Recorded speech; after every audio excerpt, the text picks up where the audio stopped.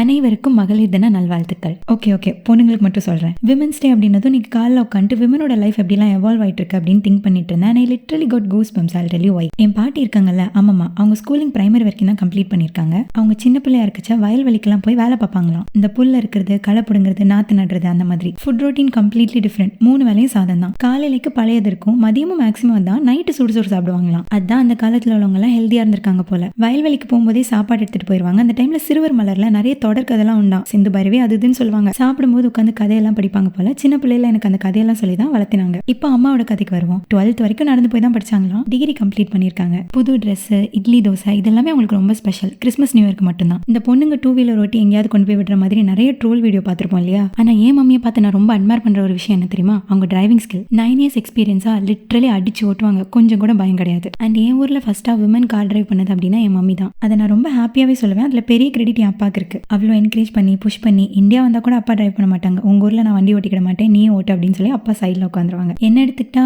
வீட்டுக்கு முன்னாடி பஸ் வந்துடும். நினைச்ச உடனே புது ட்ரெஸ், இட்லி தோசையே போர் அடிச்சு போச்சு. 18 வயசுல லைசன்ஸ். எவ்வளோ பெரிய evolution. Physically men and women different தான். பட் திங்க் அபவுட் ஒரு உயிரே உலகத்துக்கு கொண்டு வரது ஹவு பவர்ஃபுல். சரி வீடியோ பார்க்குறவங்க எல்லாருக்கும் நான் விஷ் பண்ணல. நானும் பொண்ணு தான், எனக்கும் மறக்காம விஷ் பண்ணிட்டு போங்க.